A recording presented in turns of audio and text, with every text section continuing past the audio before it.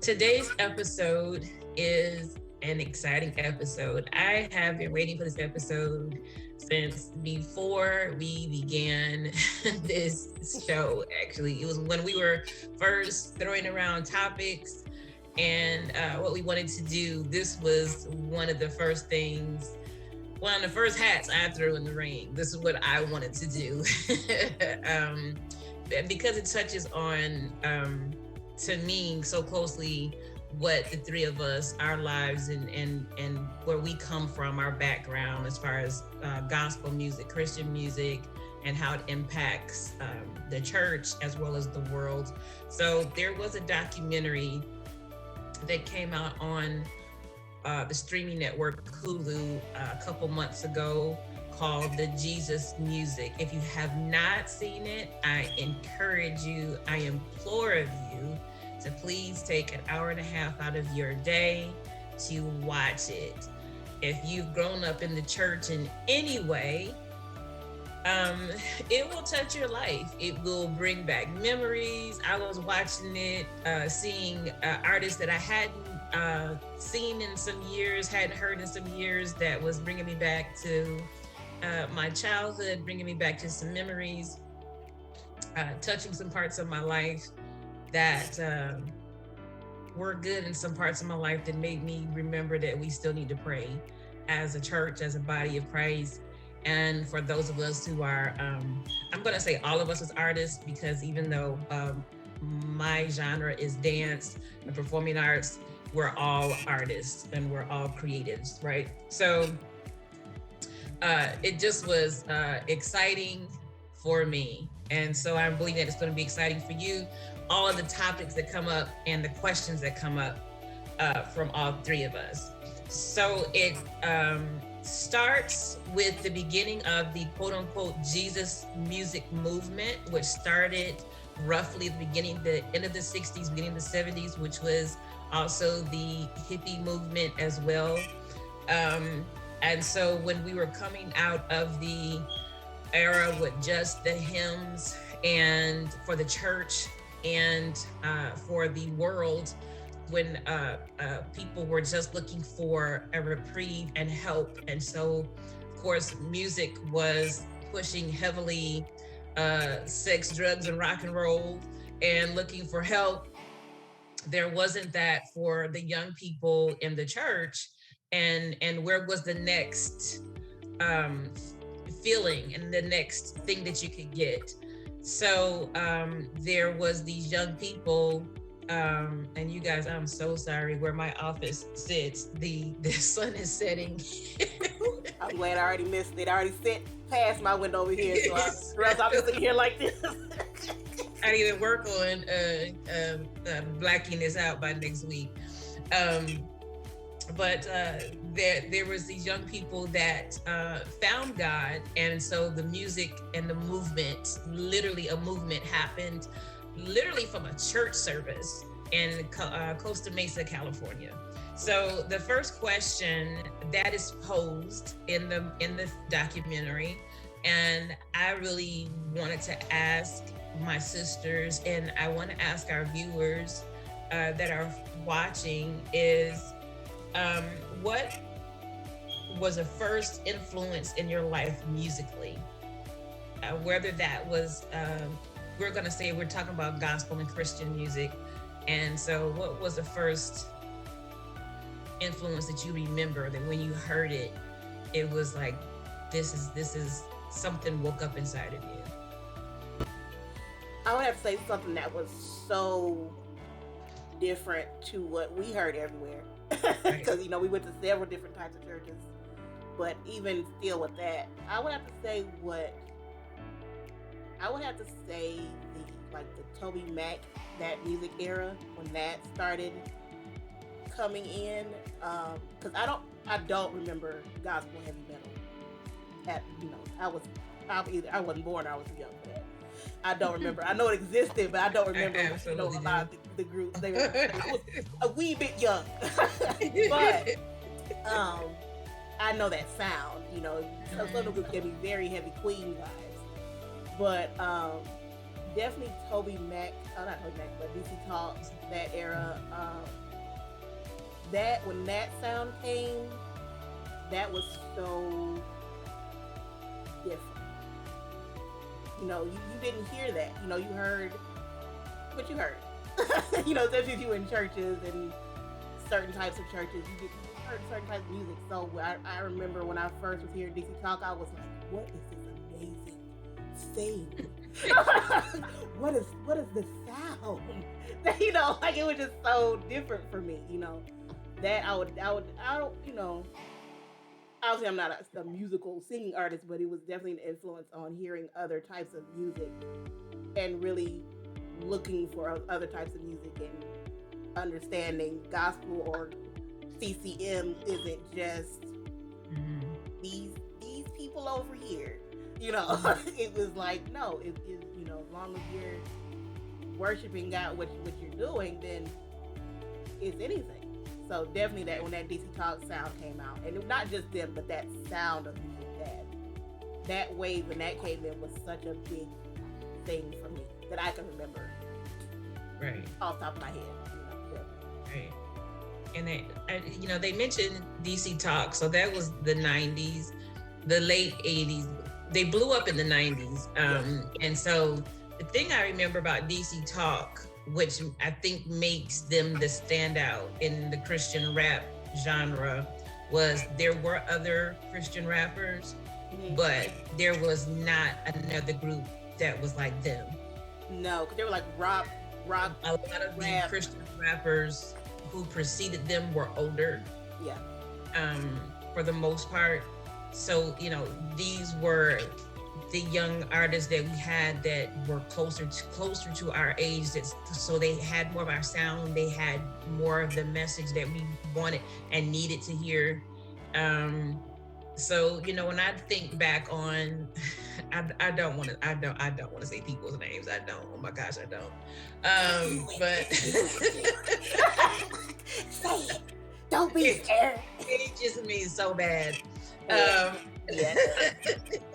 I mean, if that's part of, just say it in a way that's like, I don't remember when they first came out. And Stephen, oh Lord, Stephen Wiley and and the brethren in that era. Some of that gospel rap, because they were older, and I think because they were coming out of something too, it was a little preachy, right? It was a lot of don't do drugs, a lot of don't drink, a lot of don't have sex. It was like, yeah, we got it. Yeah. He's like, yeah, but what else? And the cadence was pretty similar with every single rapper. So it wasn't really a cadence that was relevant for the time. No. Because if they had came out earlier, it would have fit in. Doing like Stephen Wiley, for example. I mean, a person who is Stephen Wiley-esque. So we love Stephen Wiley in our family. So before we go any further, right? And right. We had him at our church at the time of we did not have, but we're gonna move on. Yeah. He was more like Sugar Hill Gang, Run DMC type of rap. Right. But he was doing that in the 90s, 80s, and 90s. He was doing that in the 90s and mid to late 90s. In 2000. That sound wrap it up. Isn't what people younger wanted to hear anymore. Like that was considered classic. Like if you're gonna do it, you gotta kind of have your sound like what's current, because everybody was just like, that's old. So it didn't get the so those rappers, what I'm trying to say gingerly the Christian rap that was out when Christian rap first came out was for the kids who was already in the church, and I felt like we were just appeasing the kids in the church. We were not reaching the youth outside of the church. No. Right. No. Like if you were, you was barely getting the kids in the church. You still wouldn't get the ones outside. If you weren't in church, or if you were in church but liked other music, that's right. Right. So when DC Talk you heard hit, that, it was like Prisoner of the American Dream, caught up in that the is what's so that? wrong. no.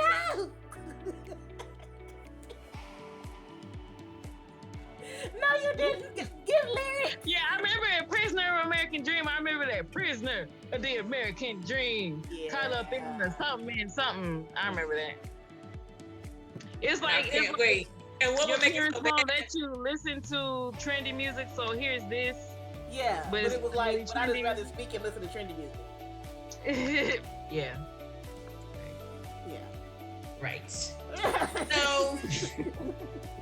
So then, there was DC Talk came, and it was like, what? Who is these people? What? Because they sounded like what you heard on the radio. They didn't sound like gospel music. Every other word wasn't. Well, no, because they did have some that. But I'm saying they weren't so. Jesus Freak was later, though. But I'm saying Jesus Freak was later. They didn't come out with Jesus Freak. They came out with we just two hunks of the Negro. Yeah. Which I remember Mom was like, I was like, whoa. Should we be listening to this? I don't know. wait. And they just sang, and they sang it with their heart too. I know. It's like, well, they are. With their soul. We're just two hunks and a Negro. What? But they were though. That didn't hurt. That didn't hurt. But they were. They were though. But you were. But you were.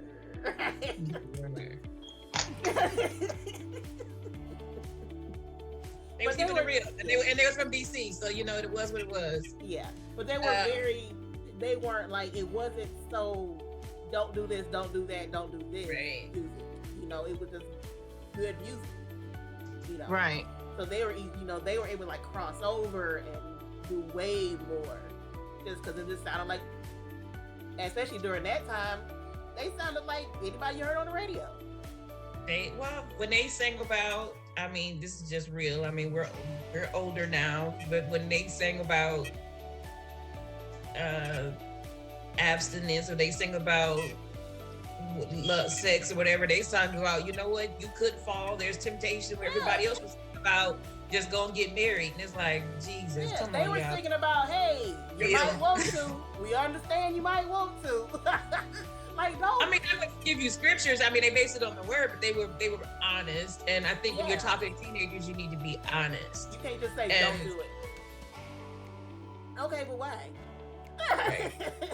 So, like, it came from a place to kind of be like, okay. So, I think, and that was why DC Talk had the blow up situation that they had. And then what I didn't know was that Billy Graham gave them that platform, and I didn't know that. And pushed them the way that they did, which I think was amazing for him, the man of God that he is. And even Michael W. Smith said that even he had the backlash behind it, that he stood on his ground, because I don't know if y'all heard the quote that he said, when you want to reach the youth, sometimes you have to change the narrative. Mm-hmm. And at that time in the 90s, it was time to change the narrative, because we were coming out of the rock band era, and air metal and all that. And there was it was a big choir era for the Black church. It was just a lot of things changing, and so and so it was time to just say, look, this is where our youth are. This is where they are, and this is what we need to tell them, that we hear them, and we can facilitate that. And so many more groups came behind DC Talk. So clearly other people were waiting for that. Yes. Because they kicked that door down. All the way down. And it was like, oh, we can do this then? Okay. That they, Because before that, when it was like, you listen to Christian rap, it was like, but I don't even really like calling them Christian until like Lecrae, Lecrae was in it. Lecrae, I like Lecrae. Lecrae is off. Like, it's a white guy rapper named NF, and I'm not sure. I'm not sure if he just tries to do positive music or Christian music, but NF is good too. Yeah, like every time I'm like, I'm not sure. I'm not. I think I'm But not, and I just know he's trying. He's a part of but he's 116. good. Oh, he is part of 116. So he is. Yeah, he's on that label. He does. All of them in 116 aren't preachy. Yeah, if he's part of, I forgot he's part of 116. He's talented. He does he's like, but he does it like good. how they all do it. How it's not. We don't have to say Jesus every other word, but that's what they're talking about. Like, but he's not talking about, sex, drugs, and money. Yeah.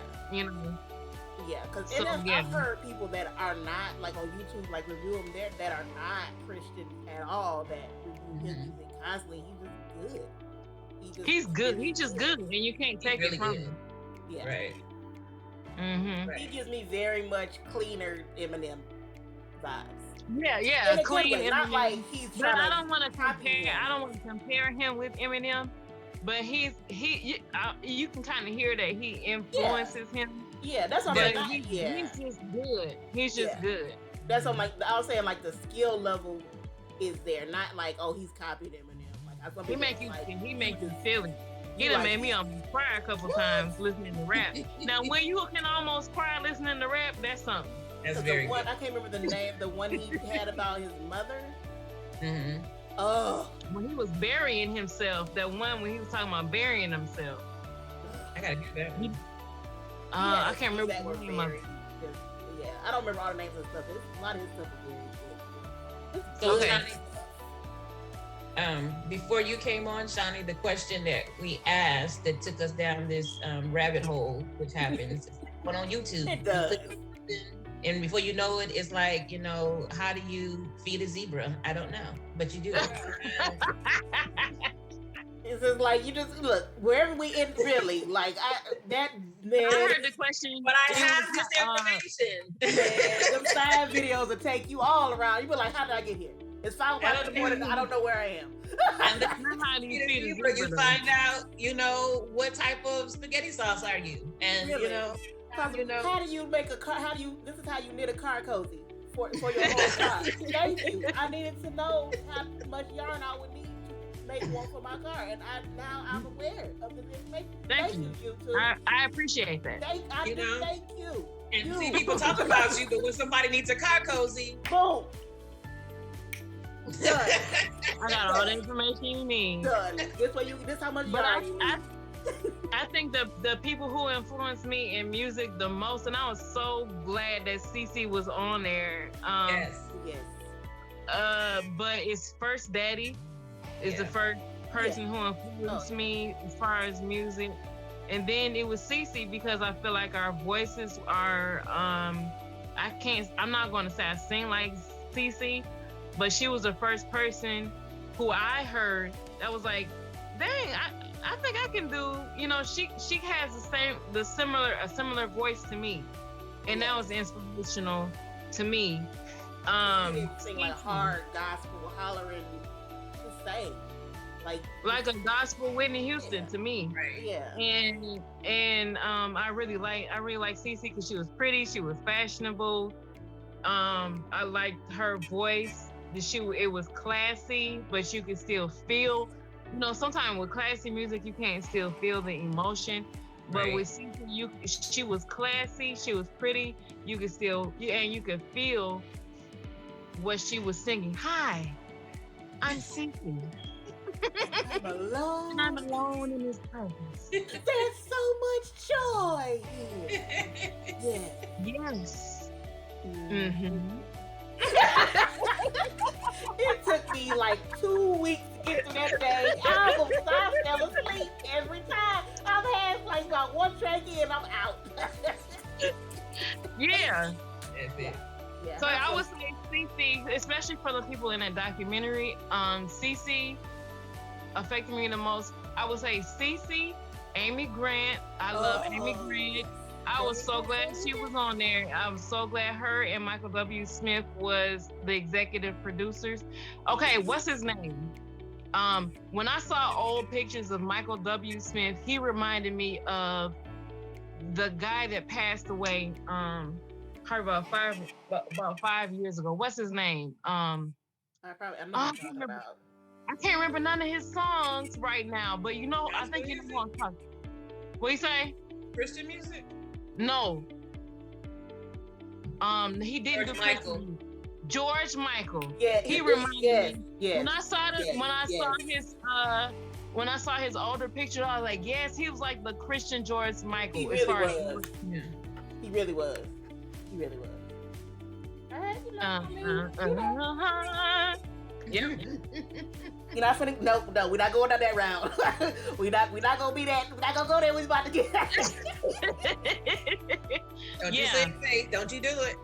But Michael W. Smith, when I was just seeing their faces, everybody's faces. Yeah. And I was so glad that they appreciated Andre Crouch. Yes. Yes.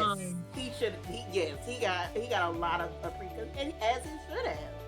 Like, yeah. You gotta talk about it. If you want to talk about it, you have to talk about said it. about him that his concerts were what heaven should be like. That I thought that was beautiful what he said about him, because I've heard several people say that Andre Crouch actually was the first Black artist to integrate major concerts, but he didn't get, I think they even said it in the documentary, but he didn't get the accolades for it, and actually where they should have integrated, they stayed segregated. Yeah, and they said they had the chance to do it with Andre Crouch. They could have, CCM could have been done it, and they, because everybody listened to him. White people, and that's how Daddy got saved. Listen to him. Yeah, white people, Black people, everybody. Like he just, but and they CCM didn't. They let that chance. Yeah. And the next person to integrate gospel music, and they kept it segregated, was Kirk Franklin. And that's what Kirk Franklin was saying. The guy that was like, CCM tried to like hop on that train, and he was like, no, y'all are too late. Like, he already moved on. Y'all can't now come back and be like, yeah, we're doing it. No, you're not. No, you're not doing it. He did it. Y'all no, he didn't. He was like, no, y'all could have did it with Andre Crouch. Y'all didn't. Right. So now you can't jump on Kirk Franklin. Know what I mean? Right. Right. Because didn't Daddy say that when he saw Andre Crouch, he was on American Bandstand? Right. Well, he saw him on 700 Club, but he had seen him before on American Bandstand. Yeah. Right. He crossed over. Wasn't the mecca of Black folks, so he was very. I mean, he was everywhere. Yeah, but I'm gonna come back to the question for myself, but what saying that about Kirk Franklin reminded me when I was watching that, because I was like, there's some discrepancies that they're leaving out with Black people. I'm just gonna say a few things, but some discrepancies. Like when they made all this about, they were like, oh, Kirk Franklin, he changed the game in the 90s. And I was like, so y'all just gonna pretend that Tone's voice wasn't there in the 90s? They didn't say nothing about Tone. They didn't say a few people. They only talked about Andre Crouch, Kirk Franklin, and then pretend Tone's voice wasn't there, right? They pretend. You know what? They didn't talk about it. I understand. Talk about a voice changing. Kirk Franklin's voice did not change anything. No, his sound changed things. And I can't take him his word, but Tone's voice. When I heard Tone, I was the gospel Michael Jackson. Whoa. They left out quite a few people. Well, okay, the executive producers now are Amy and Michael W. Smith. I'm not thinking we gonna be nice, but we also gonna be honest. Okay. Y'all were iconic. We didn't hear nothing about John P. King. No. That's not. He was the 80s. Now how about Commission? The 80s and the 90s. Thank you. Or all of the Winans. How about that? Really? Or how about Take Six? Because it was a bunch of people sound like Take Six. It was a bunch of people that sound like Take Six around. Where would Brian McKnight be without Take Six? Nowhere. That's what I'm saying. It was like, yes, you're right. But I think that was coming more from the point of contemporary Christian music. And honestly, before Andre Crouch was the Hawkins Family Singers, to be quite honest. Oh, they showed up on talk about the Hawkins. No, because you other stuff you don't want to open up. Or the Clark We need to put together a gospel. Clark sisters. Gospel. I was gonna say, how did y'all not mention the Clark sisters? How did you not? They are the game changers. They really was game changers. Why didn't they mention the Clark sisters? Or yeah. Or just mention Maddie Moss.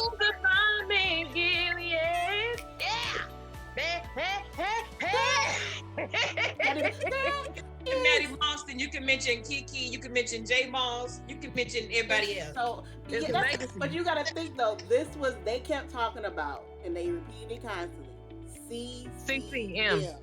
Yeah, CCM is a specific. Because there's a difference between Christian music and gospel music. And that's contemporary Christian music, which is very. Which again, I identified with the documentary because of how we were raised. Well, right. I identified with various certain parts. Well, not the rock, but here's the thing: when Daddy, I remember Petra though. I don't remember none of their songs. Daddy was traveling. A lot of the churches Daddy went to, especially like in the '80s, because of the insurgence of the rock. A lot of churches he would go to, especially like the denominational churches, it would be like, our youth listen to that old rock stuff, and they would just be not for it. But when I think back to my childhood and I think about Petra then and Petra now, I'm like, seriously, y'all, what was Petra tearing up that y'all couldn't deal with? Petra, White Heart. But you gotta think though. Now Striper was hardcore, considered. You gotta think how they felt about their story hurt my feelings. Yeah. Striper made me cry. But how they felt about groups like them was no different than what Lecrae was talking about, which we'll get deeper into later. Right. But what Lecrae was talking about with his sound, which is very worldly, but that's the church issue with him because it's the same because that's worldly music. But that because rock was to them what rap is. But that's how they treated Kirk Franklin. That's how they treated Tone. Yeah. That's absolutely how they treated Tone. Now I still like I will listen to something like now. I still will. I do like certain classic rock, like just regular classic rock. But so I'm like, I kind of was like, I might need to go back and check out some Sniper. Oh, being honest, I've always been a Petra fan. I ain't gonna lie about it at all. When they played Petra, I was like, okay, I remember Petra.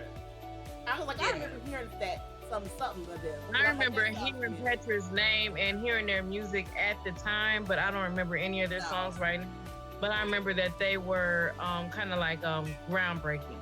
They were groundbreaking, and they wasn't like the Striper or the White Hearts. They were the leaders. But I'm saying when I think about it now, it's like, are y'all serious? But it's just like in the context, Couch was rock and roll though. Yeah, he was tearing up the stage. But if you think about like what Christian music was then, what approved Christian music wasn't then, the Petra was like, it was shaking things up because it's like, especially if you know what was okay then, which was the musical equivalent of saltine crackers with no salt. So Petra was like, but I think you have to consider. You're wrong for that, Angelique. But you have to consider that they were presenting. When you go back to how the documentary began, they were presenting to Christian kids what they were already listening to in the world. It's like, and they won't get that. Mad in the church, but it's like, you understand they were already sneaking and listening to this anyway. Yeah. Okay. Yeah. And I think Amy Grant said what even Kirk Franklin said, and I've said, and Mom and Dad have said, y'all so focused on these churches, so focused on church kids and church people, but it's like they're already in church.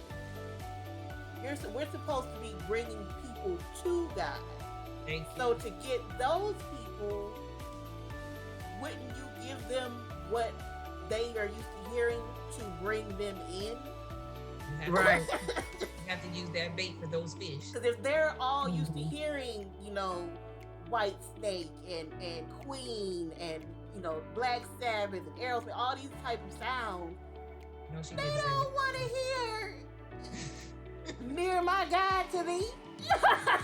Like they're gonna be like, what the heck is this?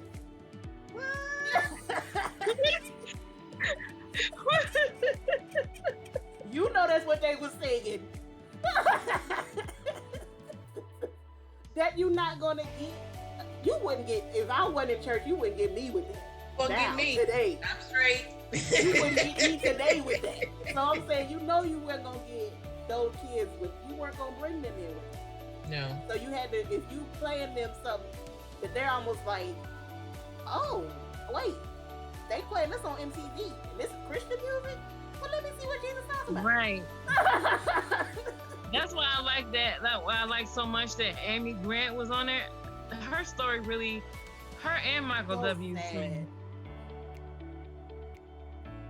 It was so sad because we was listening to Amy Grant. Like I even remember when they showed the font, the red font with Amy Grant. Mm-hmm. I was like, I remember that. I remember that Amy Grant, and from her being young, growing up, and then when she the big deal about her crossing over when she did Baby Baby. Yeah. And I love that song.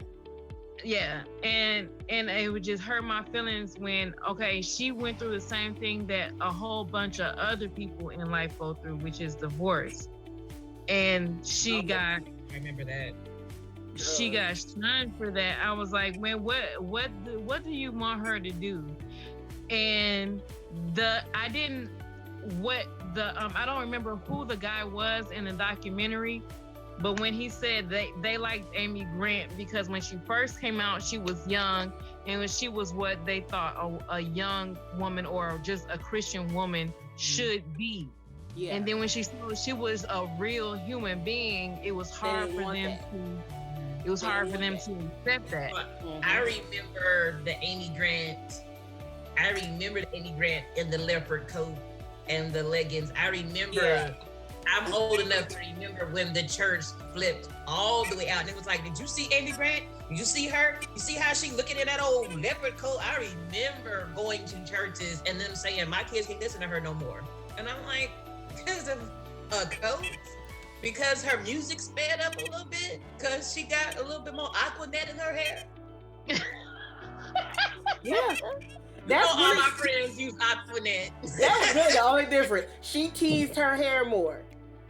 That's literally the only difference. Song was on MTV, VH1. I was so happy for her. Yeah, it made me feel like Baby when Baby came out, MTV. that was a wrap. She was VH1 done. had that thing on steady rotation. But they it was like they said she totally left God. I remember that. And I was like, no, she did. Yeah. I'm gonna tell you, watching the documentary, and I know we're kind of skipping around, which is fine. Bill Gaither, I had more respect for him watching. I gained a lot of more respect for him. I was like, let me go watch one of these little homecoming videos when it's over with. You know when the Gaithers was on, dun, dun, dun, dun, yeah. Dun, dun, dun, that's like this house.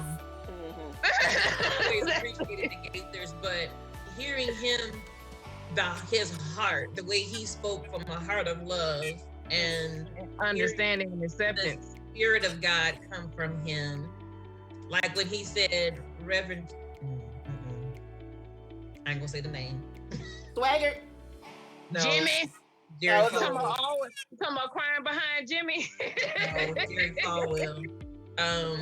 When he said, he was asking, he was like, do these people really have all these problems? I hear these people have problems. And he said, if you're looking for me to get a group of artists that don't have problems in a room, he said, that's never gonna happen. And he said, he said, listen, these are all gifted and anointed artists, but they're working this through human bodies. And sometimes they just don't get it right. And we have to love them through that and pray for them. And I thought, how come more people don't get that? I really, from the music, because I never really heard him talk. I always remember him and his family singing. Mm-hmm. But listening to him talk, I never heard that side of him before, and it made me, because if you just listen to their songs, well, for me, just listening to the Gaither and Bill Gaither's music, you would think that they think a certain type of way, certain type of, like extra conservative, extra Christian type of way. But hearing him talk and hearing him clearly understand that humans are humans, it like you said, it really made me respect him even more, because him and his family are staples in Christian music. And the way he was with Russ Taff too, when they did the intervention with Russ Taff. Yeah, I remember when Russ Taff was the man in the 80s. I mean, y'all remember We Will Stand? You could go to a church, they didn't sing that song. No. For him to be a part of the intervention and still say, number one, to just ask, are you okay? And to still say, I'm still here, I'm your brother. And I'm not there. That literally made me cry. Yeah. And, and even when the editor of CCM magazine, when Russ Taff said, he went to him and said, listen, I'm working through alcoholism. And he said, listen, if we was going to take off the pages of people who have seeing you had to play. He said, we gonna print blank pages. My first musical influence, because I wasn't a singer, but I wanted to be a singer. Y'all just don't know how bad I wanted to be a singer. Like, when you come from a family of singers, you just automatically expect that you're going to sing too. And then reality hits that, no. This is not your ministry.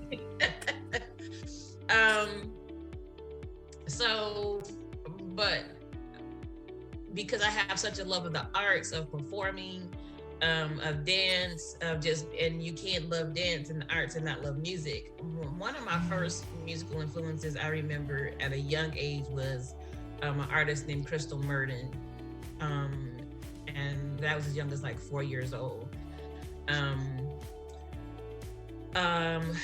Larnell Harris, Bob Bailey, of course, Daddy. Shani was wrong for that, shaming us like that. Daddy went without question. Let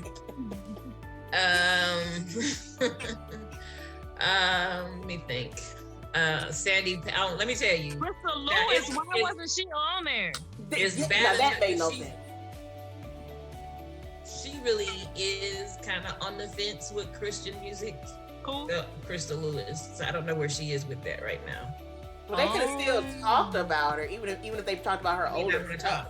She may not want to talk. No, like they could have. I'm saying they made everybody talking about wasn't on the documentary. I'm saying they could have at least just mentioned don't. I'm zooming by. Saying she's had some painful situations. She may not want to talk or have not wanted to been talked to. That's what I'm saying. Wow. She's had a couple. I know she's had 2 periods where she's been like deuces to Christian music. But honey, wait, can I just say this, Lewis? That roundhouse thing. I was just thinking about that. The music keeps playing, people. What I'm saying. I know what I'm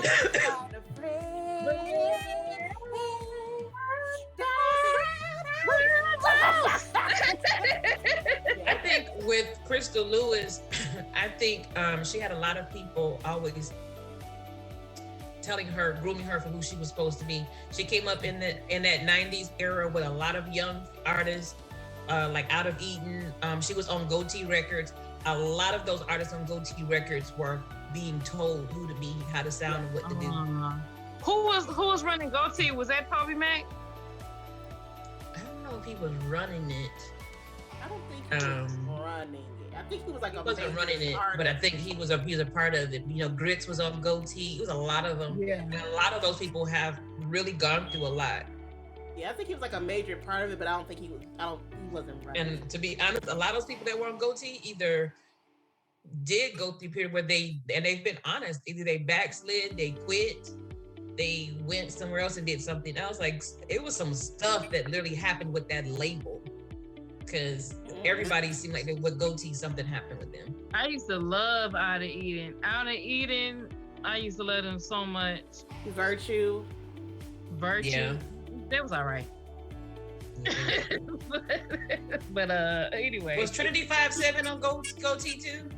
I think that was with Kirk Franklin. Yeah, I don't think they was on that. I think they was on. Yeah, I don't think they were on Go T. I don't think they were. There was a couple. What was the other rap group that was on? Was T-Bone was on Go T? Yeah, I think so. Yeah, I think so. Yeah. They had a lot of people. They had a huge roster at one point, because they was like the big gospel, because they were the edgy gospel label at one point. They were like, they weren't urban, they were the edgy one. Yeah. Mm-hmm. Like, basically, they almost feel like they had everybody that was like, if regular gospel people don't want you, come on over to Go T. The first time I noticed a Christian, somebody that sang gospel music was attractive was girl, don't you do it. Don't you do it. Don't you do it. Hello. Hello. Hello. I was like, I didn't want to be the first one to say it. But some of the reason I was a huge Toby Mac fan, I think, I just gave myself away again. I was saying, now Mom and Dad would be like, oh, that's why y'all was watching DC. They were an anointed, powerful group. I mean, you're not gonna see that with the Gators. I mean, like, for real. I know, when I first saw them, I was like, oh. Okay. This is new.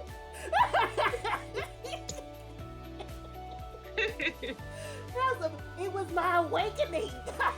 I literally was like in mourning when he got married. I was like, excuse me? I was not ready for them blue, I was like, oh. I wasn't. Now, I'm going to tell you, I loved all their albums. Jesus Freak took me a minute. Yeah. I love Jesus Freak, but I was in that phase of my life. I was in my But I think you had to be in that stage of life to like that alt rock type thing. Yeah, if you weren't, that was already in that phase. If you didn't like alt rock, you was gonna take a minute for Jesus Freak. No, I wasn't trying to bang against the walls and rage against the machine. That wasn't where I was Jesus at. Freak came out, I was like, yeah, I already listened to this. So I'm already listening to this all the time. So. I want to ask y'all this question. Did you all notice in the documentary that, I know I heard it twice, it may have been 3 different times, that artists, rock artists and rap artists, I know I heard say it, that they were fine, that the pushback they got always came from inside the church. I mean, that's what the church is. Yeah. That's the church. Yeah. Like, I heard it was so clear that it was just like, I heard, so there was some very... A lot of people were like expecting it, and when it happened, they were just kind of like, yeah, we knew. Well, I think in the beginning, I think they wasn't, because remember, a lot of times it started with young people, right? So because like with Striper, Model Lefevre said, you expect pushback from the world, but when it comes from inside the church, that's family, so that hurts.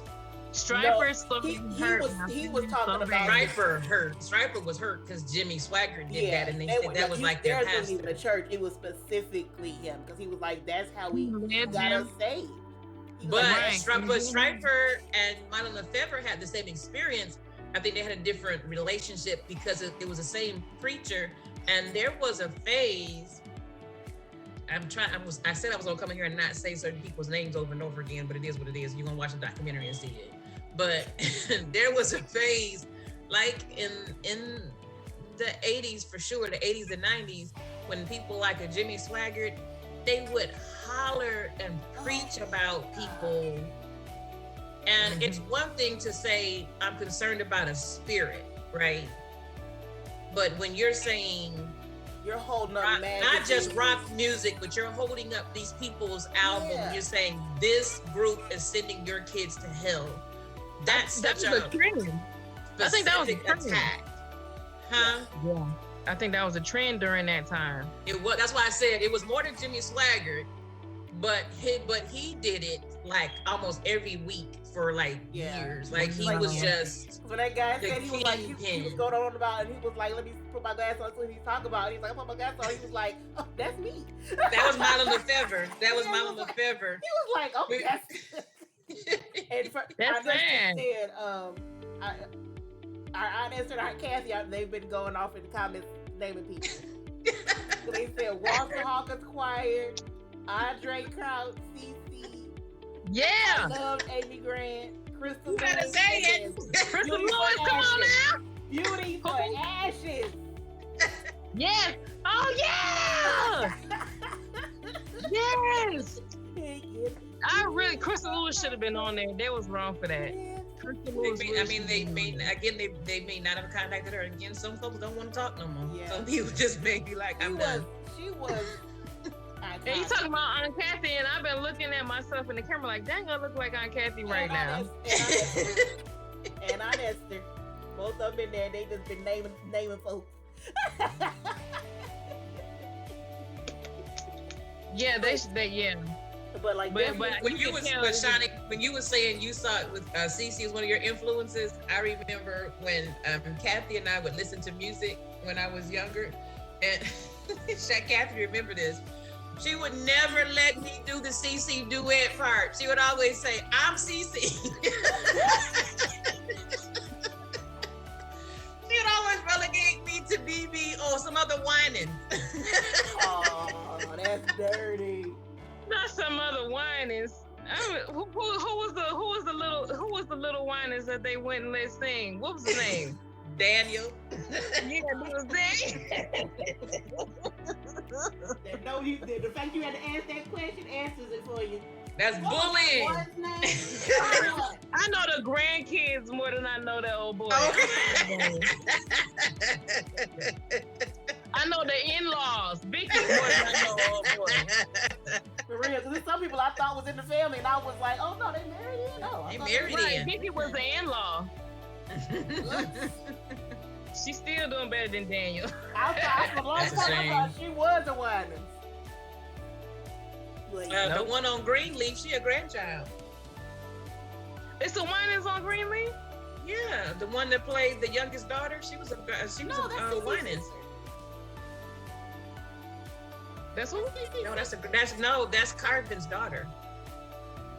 Carvin, the one the one he thought he was the sexy because there's pictures of him with her. That's Carvin's daughter. I thought it was CC's sister. Carvin was the one who thought he was a sexy whining. That's what that Stop was. it. Yeah, he did. And he was like, all right, Carvin. All right, chill out. Really, Carvin. This is not what we're here for. Really? This is not what we're here for. From none of y'all. I don't want nobody writing us about their Carvin if they thought they was their man. For my age range, Carvin, I was like, this old man don't stop and sing this darn song. He thought he was a Keith Sweat of the Winans. They only let him lead. Look, he only led one little piece of song. He only did Everything You Touch. And if you see some lines, some old lines, you be like, Carvin, you talking about Jesus? You thought he was everything. No, I'm sorry. He did Tomorrow too. I'm sorry. Carvin. But he thought he was like, Carvin, you on the edge, Carvin. You on the edge. You on the right. You ain't Marvin Carvin. You ain't Marvin Carvin. No. Don't stop. People gonna be writing us. But I will say, when they kept showing him Jimmy's Reverend Pastor. And he was crying all the time. Did y'all notice he was crying all the time? I was like, damn, he had something to be crying about. But I just was like, why are you so angry? Like, he had secrets. Because he had secret. He had secrets. Change. But I'm saying, I feel like that, like, it's one thing for you to say, I don't agree with this type of music. But when somebody's just that angry about, like, just, he wasn't, like, worked up and, like, whatever. You seem angry. Like, why is you this angry about this music? Like, I think it's an act to cover up what you really doing. Yeah. Because he was probably in his hotel room blasting that rock music. What I wanted to know was how long after he shamed Striper was he found out about what he was doing and he started crying again. Oh, crying self. Oh, crying swagger. Because when was he found They out? said that was in the 80s. He was it couldn't have been too much longer than like, I think he was found out in the early 90s. It wasn't that far. Just it's gonna happen. It's when you judge somebody else, especially publicly like that, it's gonna happen to you. You going off about music and then Mr. Swagger. Do y'all remember when Jim Carrey did him on when he was like, I have sinned? I cannot with y'all right now. But that's how it was. That's all I can think about when he kept on crying on that documentary. Like when because I remember seeing his whatever, and it was very similar to what he did. It was like, and in my mind, I was like, you went through all this tearing these young people down because they weren't old people. No. So I'm like, you went through tearing all these young people down that are just they're trying to praise God and serve God in their way. And you tore them down. And but then you want people to forgive you while you was judging them and tearing them down. You can't, But that wasn't his only judgment. He was also always hollering about pornography too. Yeah, that's what I'm saying. Like, I'm saying you do it, and it's like then when your stuff come out, Shawty's so stupid. Like, you know, so it's like, so that's why, because I'm like, if he hadn't done all that, I think he would have been a lot better. He honestly preached about sin that was his only message. He preached about sin all the time. Sin and going to hell. Everything was sin and everything was going to hell. So when this stuff came out, it's like, well, it's hard to have somebody like that. But I'm like, everybody's if he was preaching about love, if he was preaching about love and acceptance or forgiveness, all the other stuff that's in the Bible, then when he went through his downfall, he would have been accepted, I think, a lot more. But because he was so judgmental, everybody was like, you are a hypocrite, sir. Goodbye. So look at the difference between his life and the people who Shawty stop. Put your picture back up. Shawty, I'm through with you. Look at the difference between his life and the people who to this day still love, honor, and respect Bill and Gloria Gaither for how they, even more than I realized, uplift people and have their back and believe in redemption and mercy and grace and God's grace. And these people ain't young neither. So obviously God is still blessing them even with a long life because of how they walk. Their family, it wasn't just Bill Gates, it was him and his family. You said Gaither. You said Gates. What I say? Gates. That's like Bill Gates. That's what he was like. I always think about money. My bad. Gaither. Bill Gaither. Yeah. Bill Gaither. He had him.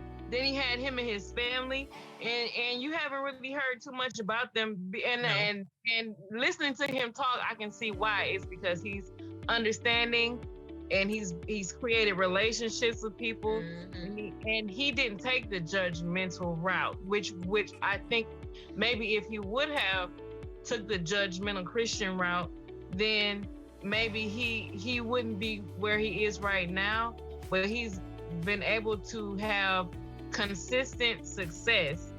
I was thinking of the song Daddy used to sing, but Gold City sang that one. They all sound the same.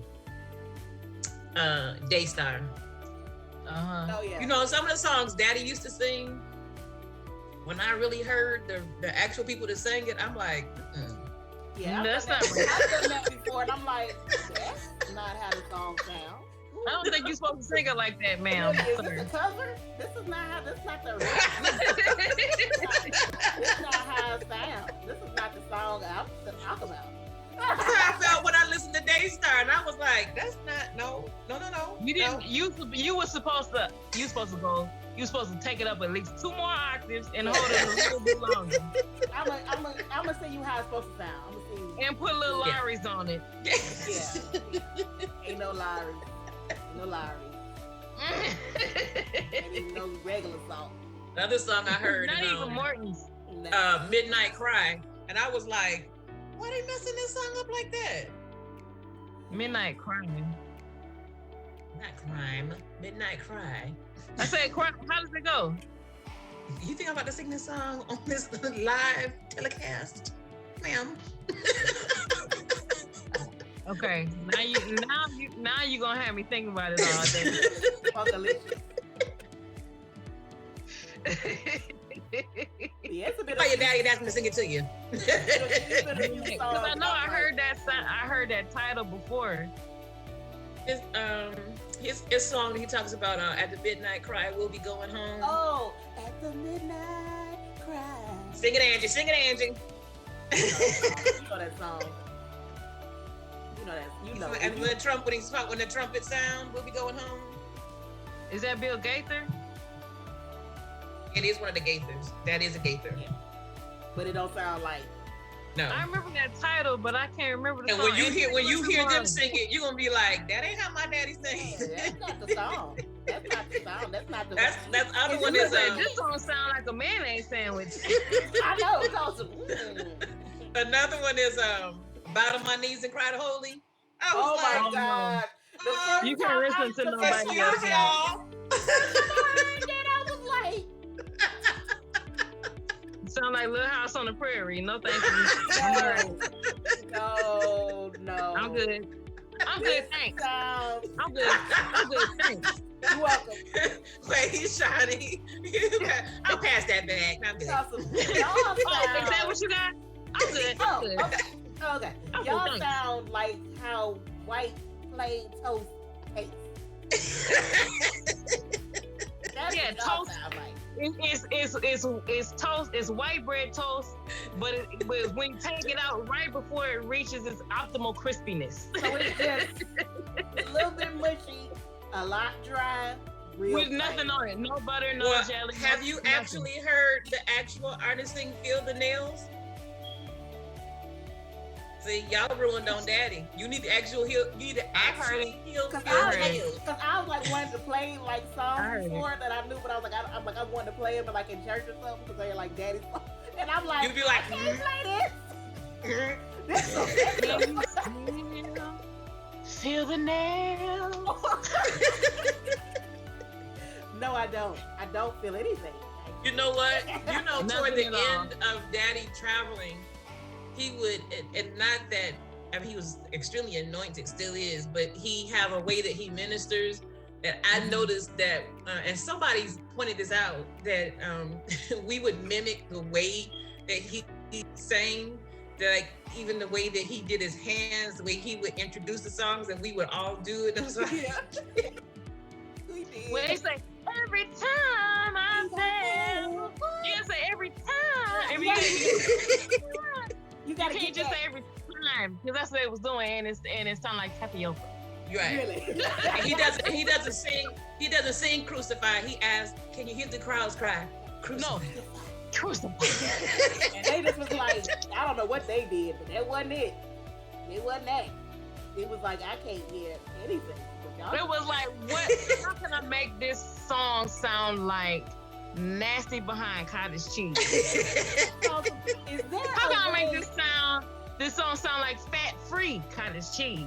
Is there a way? How do you make a song sound? They probably went to the studio and was like, I need this to sound like plain, unflavored yogurt. Not vanilla, plain yogurt. Just But that's what they used to hearing. So imagine how they felt when Daddy come to town. That's why they would be like, "Oh, Brother Dwight." and that's my point when I was saying when they was talking about the groups, rock groups, and they was and that's what you used to hearing. I'm surprised folks didn't just drop some heart attacks in church hearing some of them groups. Petra was too much for some of them people. When you think about the 80s, though, there were plenty of churches that had just as many problems with Carmen is what I was going to say. There were plenty of pastors that there was plenty of churches that loved Carmen, but there were plenty of pastors that, because anything that I think is different, and he was people have a problem with. And Carmen was differente. Carmen was, he just was like, he was the first, because he was the first gospel, Christian, whatever you want to label him as, artist that made videos. No, Cassie, you are not CC. That made videos. Cassie is CC. You are not CC no more. You are fired. Cassie is CC. Shoot. He's alone in his presence. Is there so much joy here? Yes. Mm-hmm. But the first Christian artist that made music videos that were like movies. Movies, yes. Because like DC Talk and some of the rock people and stuff, yeah, they were making music videos, but nobody was doing they what were copying. But their music videos were copying other like non-Christian nobody was doing what Carmen. Carmen was just Carmen. Carmen was like, "You go this. I'm about to make a cinematic experience." Okay. And when these 4 minutes is up, you about to be like, "Ooh, I need to get. Where can I buy the ticket to the next show?" Like, Carmen had me afraid to go to sleep with them demons in his video. Okay. I was gonna say Carmen also did topics that other artists wasn't doing. Carmen tackled witchcraft and demons and warfare in a way that wasn't handled before, and he wasn't afraid of it. And but I think also because Carmen was one of the artists, not that others didn't, but he was an artist who absolutely knew what his calling was, and he knew who he was. And Carmen knew he was called to youth, and he knew he had to be strategic in how to reach them. And I was honored to have met him back in 2016 here in Florence. And one of the conversations I had with him was just that. And it was, when you know that you're called, especially to young people, you have to be aggressive and how to reach them and what you're doing with them, because the call to teenagers, young people, is different than any other call. So when I think about even the rock groups that took that call, like the Stripers, the Pitchers, the White Hearts, the Mylon Lefevre and White Heart, and those groups, down to the DC Talks and even the Kirk Franklin, and those who are active in this day, you have to be innovative, and it's just different. It's not the same, like Angelique said earlier, it's not the same as picking up a hymn. Right. And you know, we came from a church, West Shore Christian Fellowship. I did when I was little. We sang hymns. I still love to sing hymns, but that is not outreach minded. And when you are thinking of, you know, I remember hearing one of the pastors say, when I was a little girl, it takes different bait to catch different fish. So if my call is, you know, those who I know, I have friends who their ministries is to motorcycle clubs.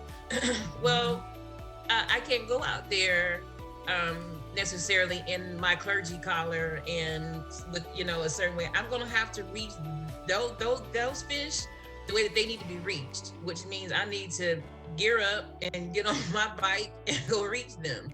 And so the problem that I have with, particularly with the church and young people, is we keep wanting to reach the young people outside the church the same way that we reach to deal with the young people in the church.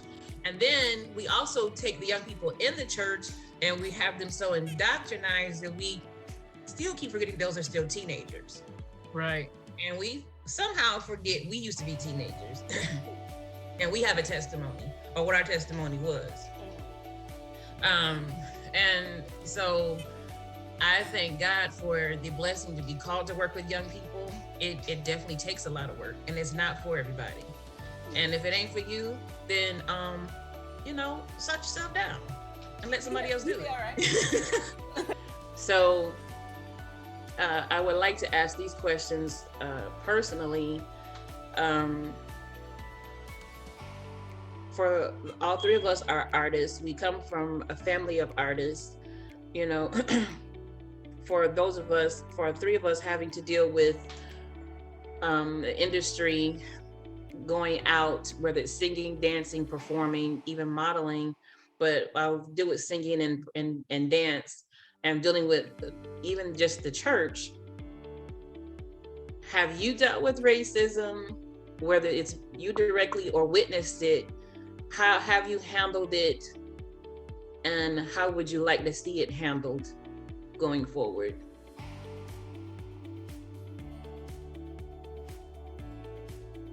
I don't think I've witnessed racism directly, but definitely indirectly.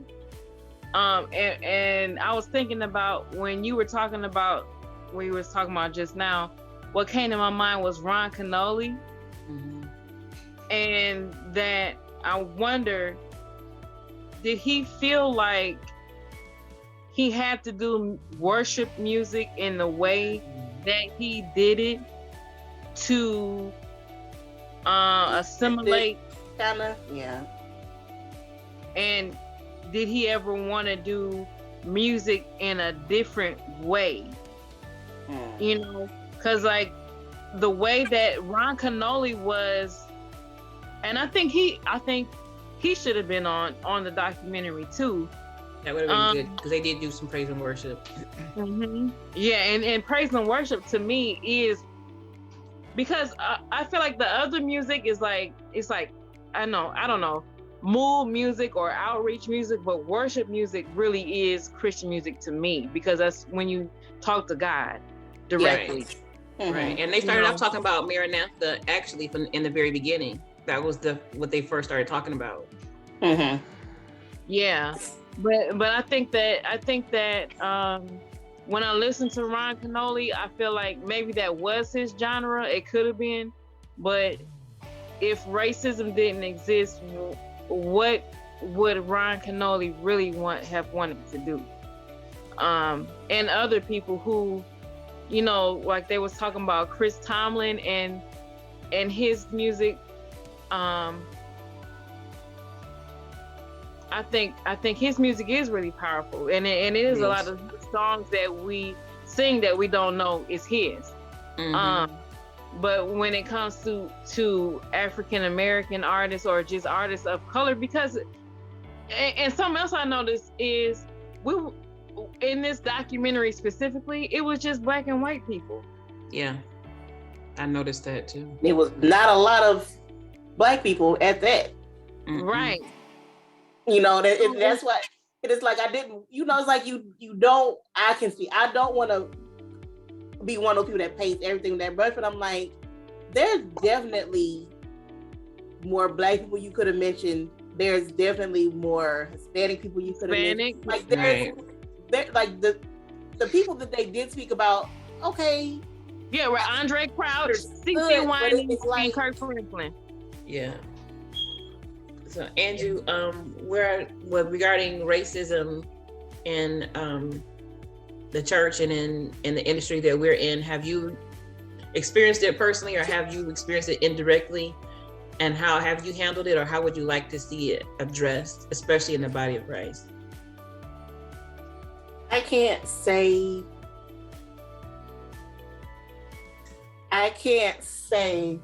that somebody interrupting me right now. Is somebody in your living room? I'm sorry. I know the answer to the question. Ron Canoli said he tried to sing like your dad and couldn't do it, so he stuck with praise and worship. Angie, is your walls talking? Yep. try to be professional and see what happens.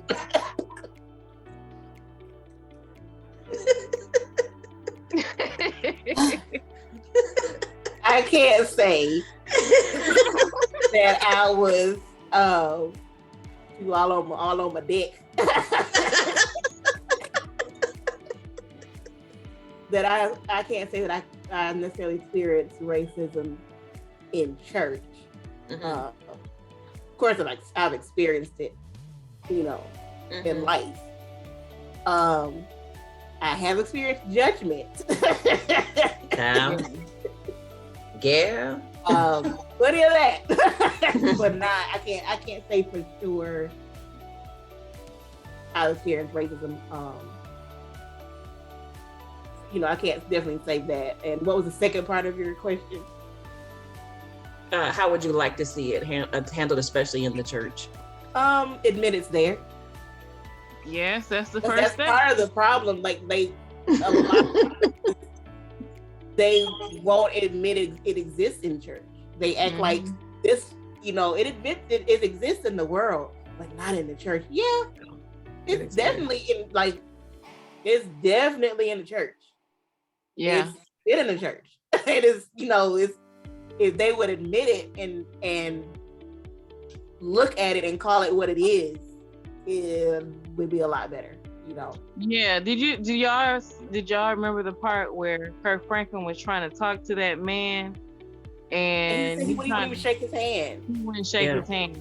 He said, "I'm not going to shake his hand." I was like, really? Did you see the part? Did you see the part where Tate said he was in the town where the man said we still hang black people? And that was in 2003. I've heard of that even more recently in an area not in South Carolina. For that to be in South Carolina and Texas.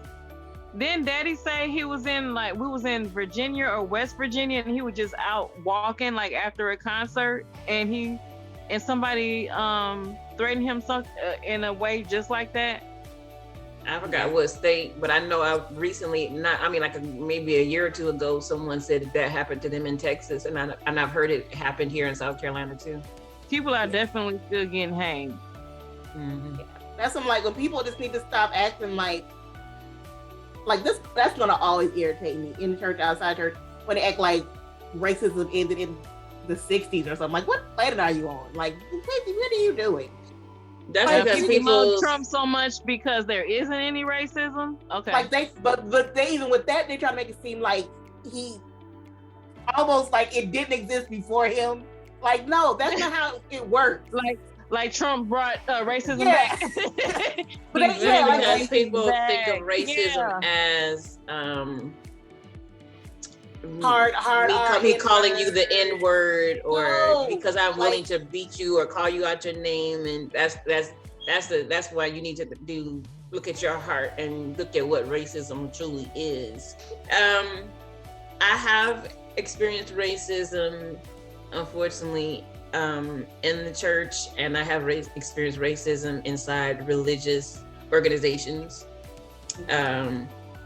And I feel like Mylon Lefebvre did with Jimmy Swaggart, right? So I've experienced it working in the school system. I've experienced it working in other organizations, working out in the world.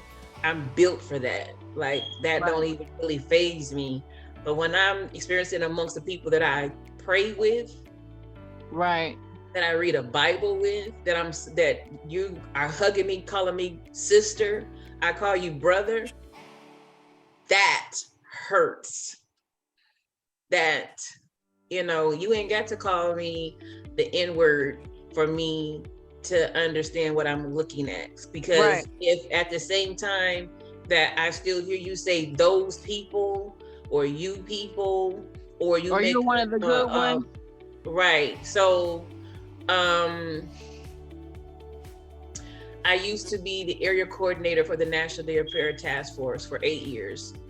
And I served faithfully and did amazing things in this area through the grace of God. But when Colin Kaepernick made the stand he needed to make for himself. That to me was a personal decision, which actually had nothing to do with racism. It actually was a police situation matter. But the people I served with got on social media and burned their Nikes.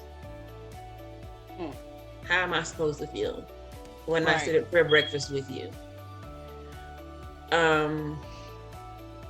When George Floyd was murdered,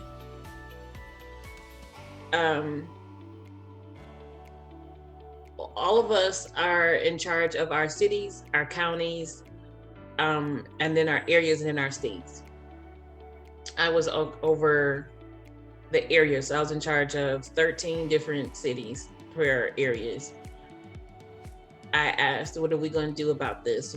They were sending us, now from the beginning of the pandemic, they were sending out emails for, prayer about this, pray about this, pray about that, pray about this, pray about that. Like my email was just full. George Floyd, they said nothing. Yeah. How do you tell me I can't take that as racism? Right. And I was one of only 2 Black coordinators in the entire state of South Carolina, and the only one that produced the largest prayer gatherings in this state.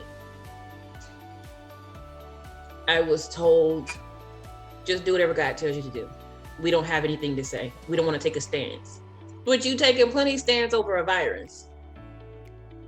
No! Don't tell them they have to wear their mask. So forget about people's lives, but don't worry about it. I told them, I care about a mask. That's so painful to me. I'm raising 2 young men. I have 2 sons.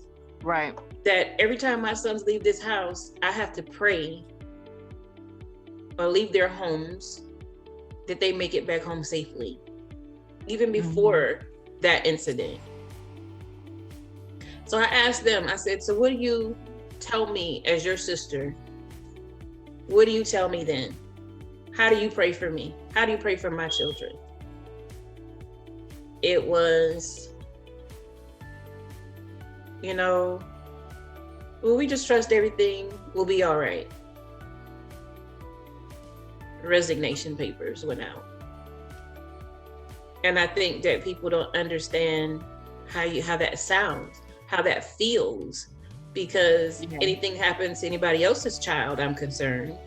Anything happens to anybody else's community, I'm concerned. So you should be concerned about what happens in mine, and so it's the magnitude of certain things. And again, when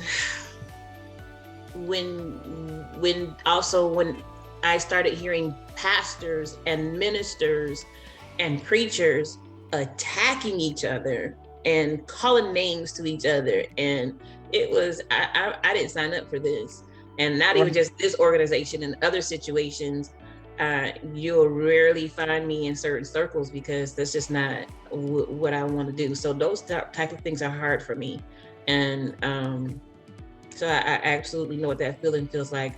What I would love to see happen in the body of Christ is the same thing Angelique said. Admit it, whether it's you or just that you see it, admit it. Yeah. Don't make me feel like I'm crazy.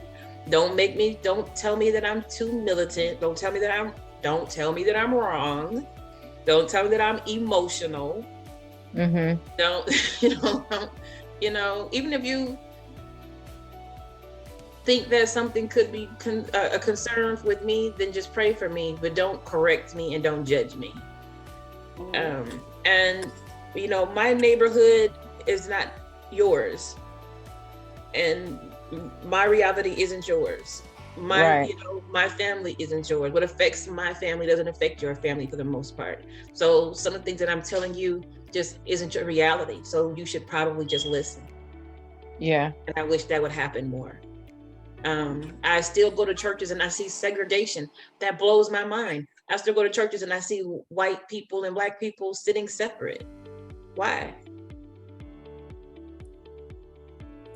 Yeah. I don't want to go so deep into it. It still hurts me. I get invited to minister places, to whether it's dance or preach, and it's still too separated, way too separated. And I don't even want to get into sexism because that's just a whole nother something or another. We had questions, Angelique?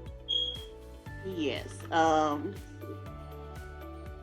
Yeah, we've been talking almost 2 hours. You only asked one question. No, I mean the whole show has been almost 2 hours. It's gonna be a long show. That's fine. Okay. So they said, okay, so we are saying, some people are saying we're having some laggy issues, so if we can't get it, we're wrapping up soon, so we'll just have to make sure to get that fixed for the next time. But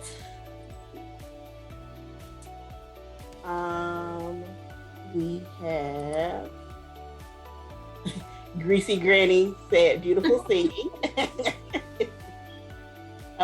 Big Stinky said thoughts on Trumps. No.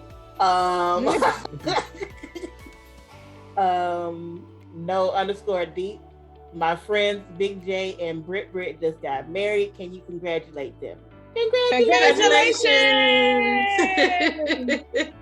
We wish you all a happy and blessed union. That may this be the best time of you all's life. That God blesses marriage. God created marriage. God ordains marriage, and we want the best for you. There's a ribbon in the sky. You better do it, Shani.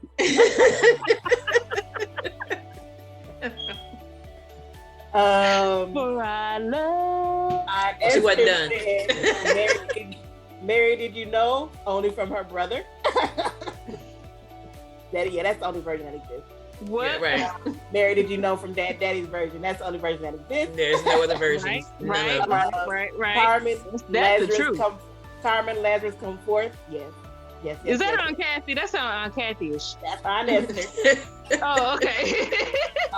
Kathy said, I bow on my knees and cry holy. Yes. That's the one right there. Daddy did that. That is, yes. Holy. Okay, Shani. That is the only It's Friday. questions we have right now. Yeah, we can save that for next week. Yeah. So we have, are you done, Angie? You see if that Daddy Right. can So sing his here's our greatest final hits question next week. for the night. I'm sorry, Shani. I say we can see if Daddy can sing his greatest hits next week. Y'all be ready for some requests next week. So here's our final question for the night. Y'all have been awesome. All right. So, would you do this life again? No, here's two questions. They kind of go together. Could you do what you do without music? What? Could you be who you are? Why we put it this way? Could you be who you are without music? I couldn't. Angie? I couldn't either. Any kind of music, and I mean all music. Just no, like. Would you do this? Would you do this life again, knowing what you know? We're 20 plus. I think all of us are 20 plus years into what we're doing professionally, whether it's singing or dance. Would you do this life again, knowing what it takes, the work it takes, even some of the pain that it causes, knowing some of the rejection that comes with it, the misunderstanding? It definitely comes with grace and blessing. We know that, but knowing all that comes with it, would you do this life again? And with music, without music, or would you say, you know what, God, sign me up again? I got it. I was going through something a couple years ago, and I was telling Daddy about it, and he was saying he asked me what type of music was I listening to, or was I listening to music at all? And I thought about it. I love music, and then when he asked me that, I realized I hadn't been listening to music at all. Oh, wow. And he told me, to listen to worship music. And that makes a huge difference in your life, especially if you're, if you deal with mental health issues or emotional health issues like depression or anxiety. Worship music is a necessity. You can find who you want to find. But he was just saying, even if you're not actively listening to it, have it on in the house, especially if you're going through something. And that'll really help it'll help lift you out of the negative emotions and feelings that you're thinking about. So ever since, I talked to him about the situation I was going through, and he told me that whenever I'm going through anything similar, I make sure I'm listening to worship music. That's good. But I like all types of music, Christian, secular, all types of music. And there's music out there that fits every mood that you're in, to help you get into moods, get out of moods. I couldn't imagine going through things without music, or without even singing. Even if you don't have to be the best singer, but just singing help. Nah. You sang about at least 10 times since we've been on here today, so I believe that, Shawnee. It's Friday.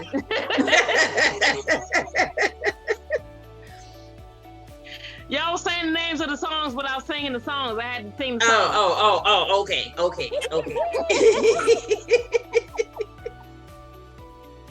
And could you do this life again as a dance choreographer, a dancer, a dance instructor, and yourself? Would you do it again? Would you leave it behind if you say, knowing all this work it takes, could I just not do this without music or without being a dancer? Could I just not be a minister of dance and be okay? Or no, I could count this, I could take up this cross and be okay. I would do it again.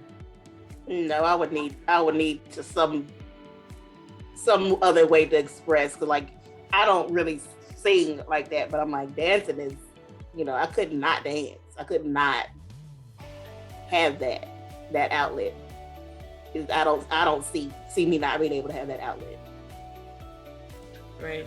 So I thought about this when I was watching the documentary, and I was listening to all these people, and for all that they've been through, they still got through it, and they were still here, and everything came back to, but I'm still here, and they couldn't be anywhere else, right? And when I was working on Daddy's concert and these 40 years, and now working on this documentary of his life, and one of the things he has said to me constantly is, I couldn't imagine doing anything else.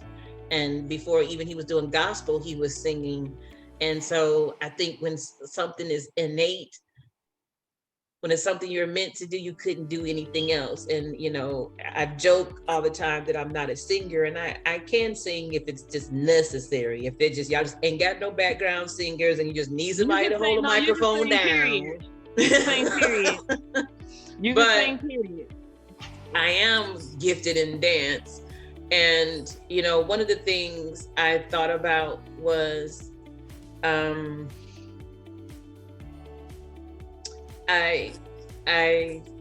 want to finish up with this answer in my question personally. Have you seen J-Lo's Halftime on Netflix?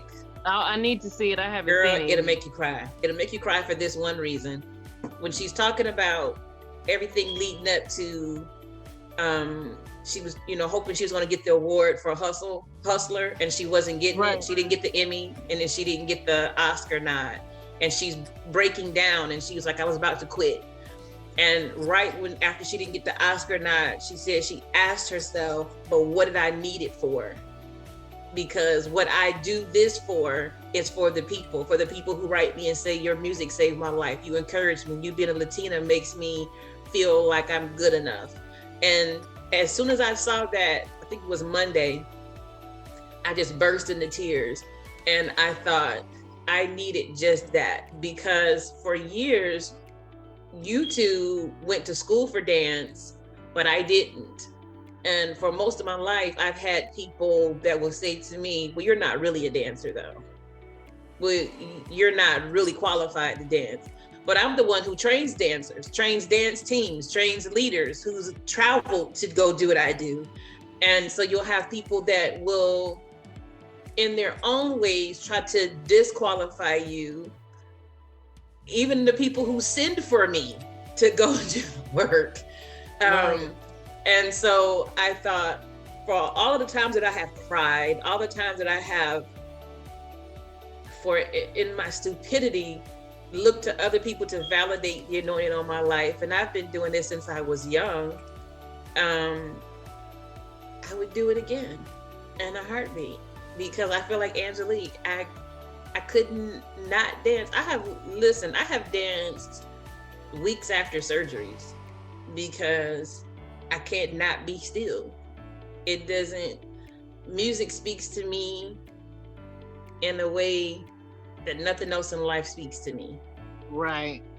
You know, and I can make music speak through dance in a way that I can, and I'm honestly saying I'm a gifted orator and I'm great at writing, but I can hear that music and it gets in my bones, and I can make that music walk. I can make it dance in a way that I can do nothing else. And I know that's from God. And so this is not something someone can take from my heart, from my mind, from my body. You know, I've had doctors tell me I shouldn't dance anymore or whatever. And I'm like, yep, I heard you, I'm good. You know? And so I could not do this life and not have music. I could not do this life and not be a minister of dance. They don't go together. And so having said that, this has been to me the best so far. And if this is just episode 3, I can't even imagine how we go on from here. But I will tell you that next week will be the best week, because we will have our parents on as our guests. So join us next week. I promise we'll start on time. Everybody's makeup will be done. Everybody's hair will be in place. And we'll try to make sure that the sun isn't setting on my screen. We will be so overjoyed to have our parents. I do take ownership of them most of the time, but I'll share them next week. We'll have our parents here, Drs. Dwight and Bernadette Elijah, as we talk with them about them celebrating 40 years in ministry and what it means to raise a family in ministry, what it means to serve God with all that you have, and you'll get to have a glimpse in what it means to be in this whole family. You think hearing the 3 of us talk, now you get to listen to all of us talk, and you'll get to be a part of some of these awesome Elijah stories over the last 40 years and those 13 years we traveled in that van. So you want to be here next week to be a part of this family fun that we call the Elijah Life. So join us next week for the Elijah Sisters. Have a blessed night. I'm Leah. I'm Shani. Oh, she did it. And I'm Angelique. Good night, everybody.